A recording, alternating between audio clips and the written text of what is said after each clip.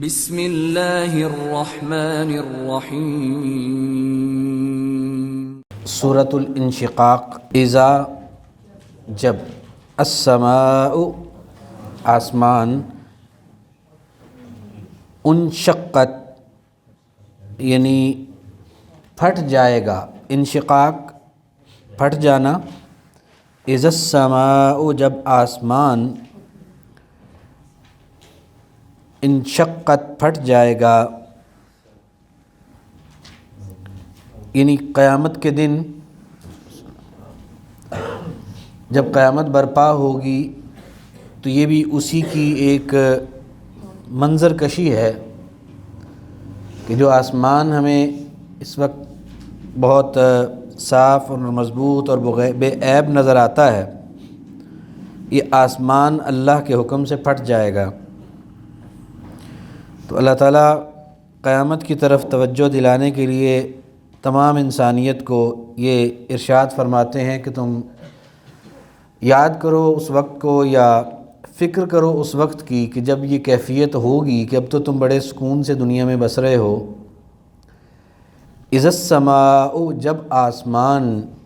انشقت پھٹ جائے گا، وَأَذِنَتْ آذنہ کان لگانا، وَأَذِنَتْ اور کان لگائے گا، اذن کان کو کہتے ہیں، اس سے یہ فعل ہے، تو آذنہ یعنی اس نے کان لگایا، آذنت مؤنث کے لیے، کیونکہ کان جو ہیں وہ عربی زبان میں ان کو مؤنث یعنی بلکہ یہ کیونکہ اس کے لیے جو فاعل ہے وہ آسمان ہے، تو یہاں اس کے لیے مؤنث کا صیغہ استعمال کیا گیا ہے کہ وہ آذنت اور کان لگائے گا۔ ہم اردو میں کیونکہ آسمان کو اردو مذکر بولتے ہیں اس لیے ترجمہ وہی کریں گے،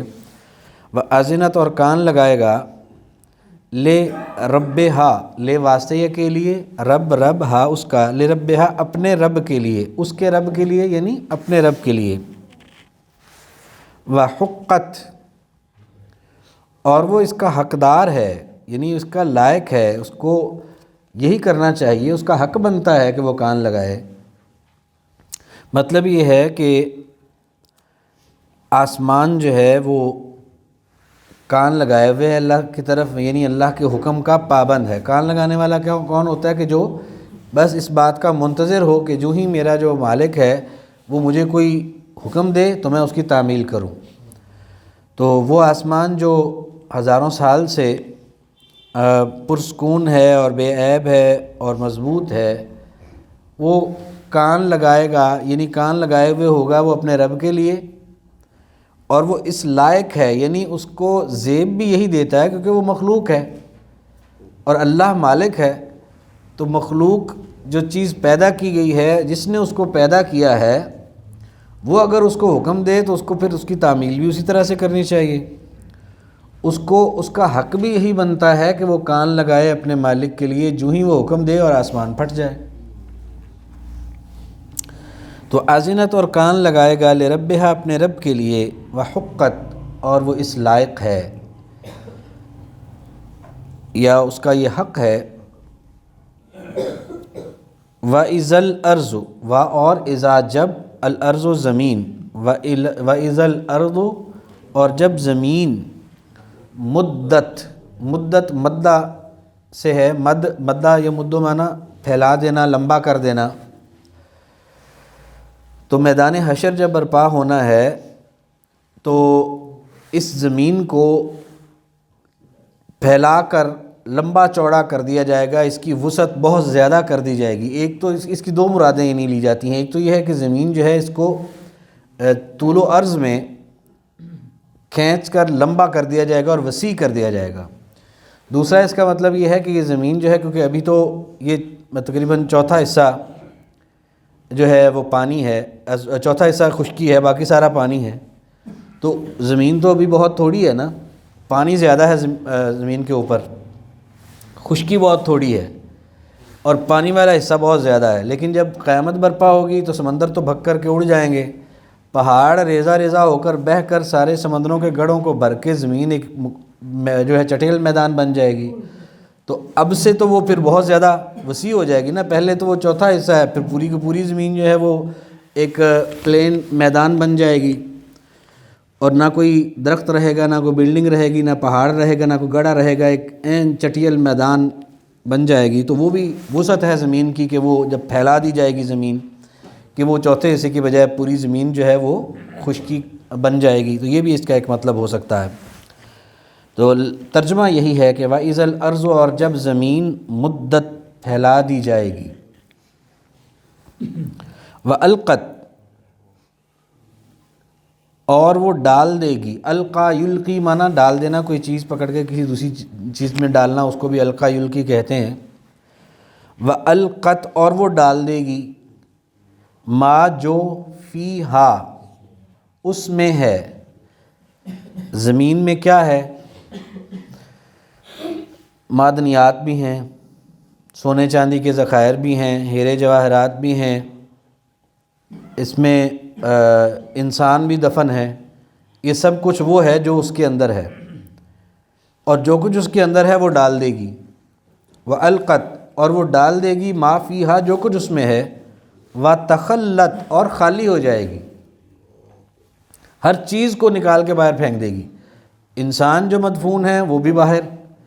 خزانے جو مدفون ہیں وہ بھی باہر۔ اور اسی لیے وہ جو پیچھے جب ہم نے پڑھا کہ سورہ زلزال میں کہ انسان جو ہے وہ کہے گا کہ یہ زمین کو کیا ہو گیا ہے، کہ پہلے تو یہ ہم بڑی مشکل سے کانے کھود کھود کے زمین سے جو معدنیات نکالتے تھے، اب وہ سارے جو ذخائر ہیں ان کو اس نے باہر پھینک دیا، اور ان کو کوئی پوچھتا بھی نہیں، کسی کو اس کی پرواہ بھی نہیں، ہر ایک کو اپنی پڑی ہوئی ہے کہ اب میرا کیا بنے گا۔ تو بہرحال وہ منظر اللہ تعالیٰ قیامت کا یہاں بھی بیان فرماتے ہیں کہ وَإِذَا الْأَرْضُ مُدَّتْ، اور جب زمین پھیلا دی جائے گی،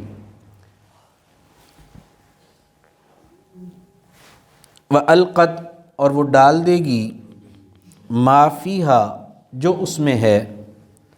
وَتَخَلَّتْ، اور خالی ہو جائے گی،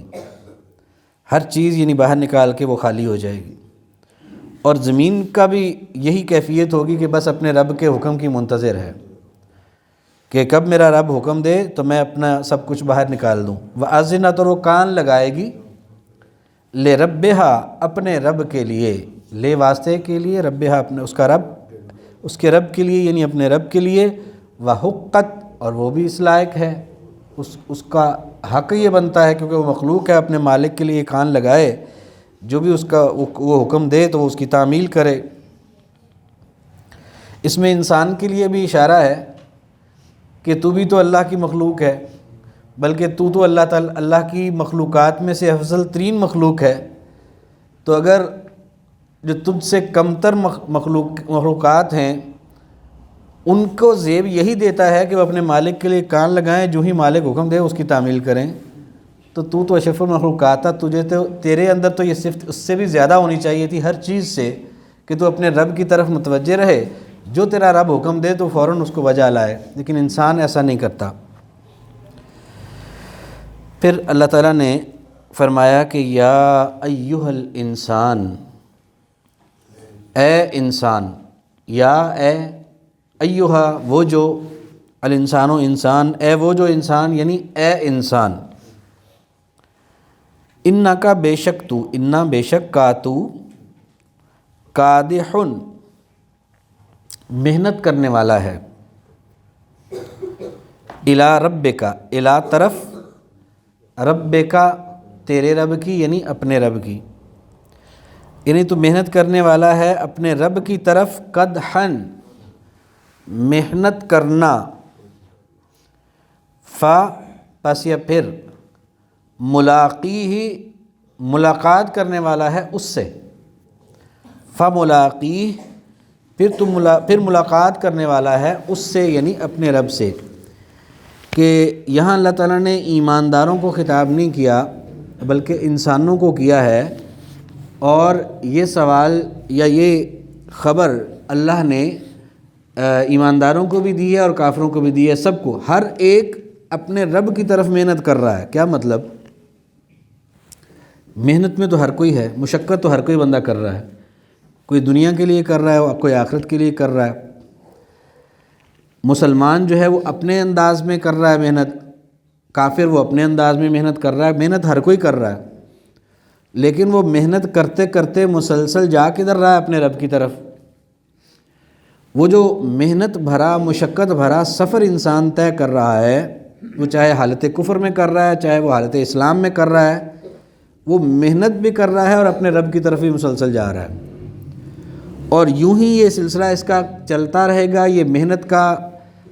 اور محنت رکے گی کہاں پر کہ اس کی جب اس کے رب سے ملاقات ہوگی، موت کے ساتھ اس کی محنت کا سلسلہ رکے گا۔ وہ ہر ایک کی محنت، کافر کی بھی مسلمان کی بھی، وہ محنت کرنے والا ہے اپنے رب کی طرف، یعنی محنت کرتے کرتے وہ اپنے رب کی طرف بڑھ رہا ہے۔ قدحن محنت کرنا، فملاقیہ پھر ملاقات کرنے والا ہے اس سے، پھر اس سے اچانک یہ جب اس محنت کی دنیا کی مشقت کا جب خاتمہ ہوگا تو اس کی ملاقات اپنے رب سے ہوگی۔ فملاقیہ پس وہ ملاقات کرنے والا ہے اس سے۔ ویسے آپ لوگوں کی ابھی جو استعداد ہے ترجمے کی کافی ماشاءاللہ بہتر ہو گئی ہے، تو 3 لائنوں کے بجائے 4 لائنیں نہ کر لیں، اور یہ ہے بھی 12 لائنوں کی صورت، تو 4 لائنوں کے حساب سے 3 اسباق ہو جائیں گے۔ چھوٹی دنیا کر لیں، آسان ہے انشاءاللہ، اب آسان ہوتا جا رہا ہے آہستہ آہستہ الفاظ، کیونکہ وہی دہرائے جا رہے ہیں۔ تو اگلی 2 آیات بھی پڑھ لیتے ہیں۔ جن کو تھوڑی سی دقت ہو وہ کوشش کریں گے تو انشاءاللہ دقت دور ہو جائے گی، اللہ تعالیٰ آسانی فرمائیں گے۔ اعوذ باللہ من الشیطان الرجیم۔ فَأَمَّا مَن، پس یہ پھر، اما اس کا معنی اے پر کرتے ہیں یا جو، من جو شخص، فَأَمَّا مَن پس جو شخص، اوتیا، آتا یؤتی ہوتا ہے دینا، اوتیا اس سے مجہول ہے، دیا گیا، کتابہ ہو کتاب اس کی، یعنی کتاب اپنی، جو شخص دیا گیا کتاب اپنی، بے ساتھ یمین دایاں ہاتھ سیدھا ہاتھ، ہی اس کا، بے یمین ہی اس کے دائیں ہاتھ میں، بے یمین ہی اس کے دائیں ہاتھ میں، پس جو شخص دیا گیا کتاب اپنی بے یمینی ہی اپنے دائیں ہاتھ میں، یہ کب؟ جب اپنے رب سے ملاقات کرے گا، جب اللہ کے سامنے حساب کے لیے پیش ہوگا، تو ہمارے جو دائیں بائیں کندھوں پر بیٹھے فرشتے جو مسلسل ہمارا آخرت کا پیپر حل کر رہے ہیں، ہم جو کچھ بولتے ہیں وہ لکھ لیتے ہیں، جو کچھ کرتے ہیں وہ لکھ لیتے ہیں، ہمارا وہ جو کتاب تیار ہو رہی ہے، ہمارا جو وہ آنسر شیٹ تیار ہو رہی ہے آخرت کی، وہ کتاب ہے اور وہ عمل نامہ ہے۔ اس کتاب سے مراد وہ عمل نامہ ہے۔ تو قیامت کے دن جب ہم زندہ کر کے میدان حشر میں اللہ کے حضور پیش ہوں گے تو ہر ایک کو اس کا عمل نامہ اس کے ہاتھ میں پکڑایا جائے گا۔ لیکن یہ اللہ تعالیٰ نے یہاں بھی بتا دیا اور جگہوں پر بھی قرآن پاک میں کہ جو اللہ کے پسندیدہ لوگ ہوں گے، نیک لوگ ہوں گے، کامیاب لوگ ہوں گے، ان کو ان کا عمل نامہ سیدھے ہاتھ میں دیا جائے گا اور سامنے سے پکڑایا جائے گا۔ لیکن جو بدبخت ہوں گے ان کو ان کا عمل نامہ سامنے سے نہیں پکڑایا جائے گا اور سیدھے ہاتھ میں نہیں پکڑایا جائے گا، پیچھے سے پکڑایا جائے گا اور الٹے ہاتھ میں پکڑایا جائے گا۔ عمل نامہ پکڑتے ہی ان کو اندازہ ہو جائے گا کہ ہمارا انجام کیا ہے۔ تو اس لیے اللہ تعالیٰ نے وہ کیفیت بیان فرمائی ہے۔ پیچھے ہمیں بتا دیا کہ تم قیامت کی منظر کو یاد کرو، جب آسمان پھٹ جائے گا، یہ زمین جس پر تم بڑے خوش و خرم رہ رہے ہو، اس کی ہر چیز ملیا میٹ ہو کے یہ زمین پھیل جائے گی، کچھ نہیں رہے گا اس کے اوپر،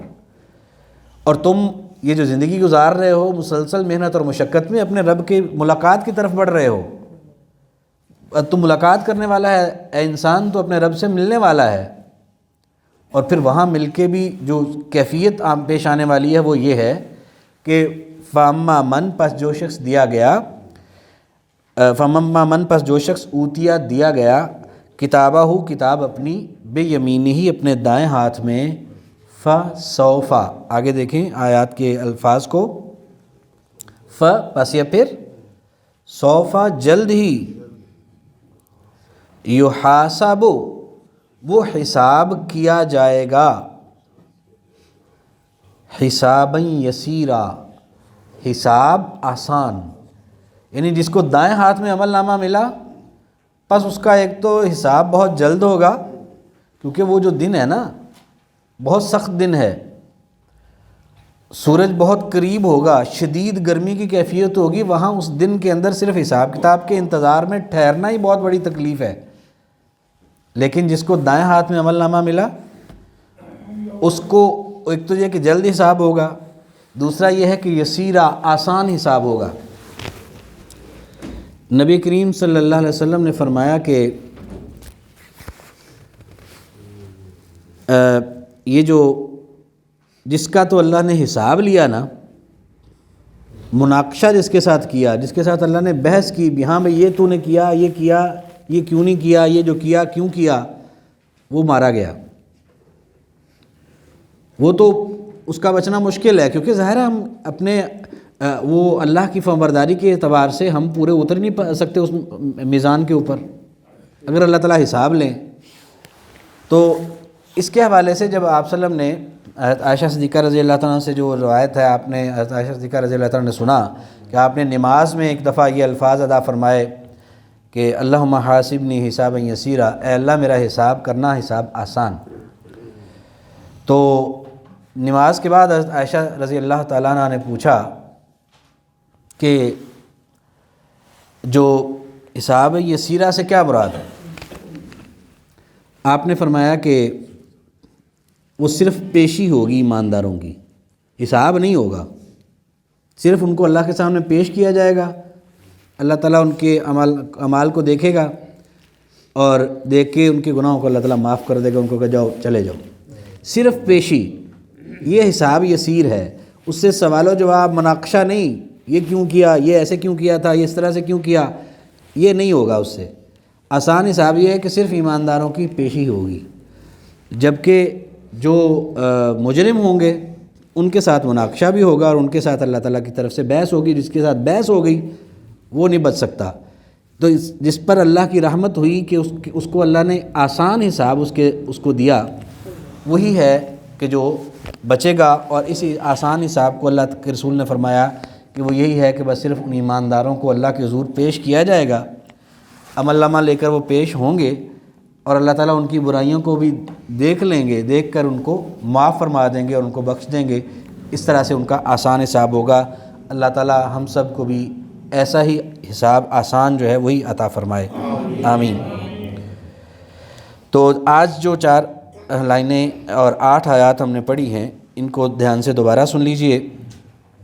اعوذ باللہ من الشیطان الرجیم، بسم اللہ الرحمن الرحیم۔ اذا السماء، جب آسمان،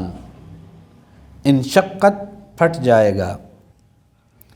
وَأَذِنَتْ، اور کان لگائے گا، لِرَبِّهَا، اپنے رب کے لیے۔ اس کو کوئی یار ٹیک چھوڑ کے بیٹھے، وہ سوئی جا رہا ہے۔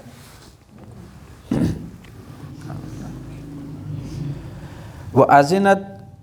اور وہ کان لگائے گا، لِرَبِّهَا، اپنے رب کے لیے، وَحُقَّتْ، اور وہ اس لائق ہے، وَإِذَا الْأَرْضُ، اور جب زمین مدت پھیلا دی جائے گی یا پھیلائی جائے گی، وَأَلْقَتْ، اور وہ ڈال دے گی، مَا فِيهَا، جو اس میں ہے، وَتَخَلَّتْ، اور خالی ہو جائے گی، وَأَذِنَتْ، اور کان لگائے گی، لِرَبِّهَا، اپنے رب کے لیے، وَحُقَّتْ، اور وہ اس لائق ہے۔ یا ایھا الانسان، اے انسان، انکا، بے شک تو، کادح، محنت کرنے والا ہے، الی ربک، اپنے رب کی طرف، قدحا، محنت کرنا، فملاقیہ، پھر ملاقات کرنے والا ہے اس سے، فاما من، پس جو شخص، اوتیا، دیا گیا، کتابہ، کتاب اپنی، بے یمینہ، اپنے دائیں ہاتھ میں، فسوف، پس جلد ہی، یحاسب، وہ حساب کیا جائے گا، حسابا یسیرا، حساب آسان۔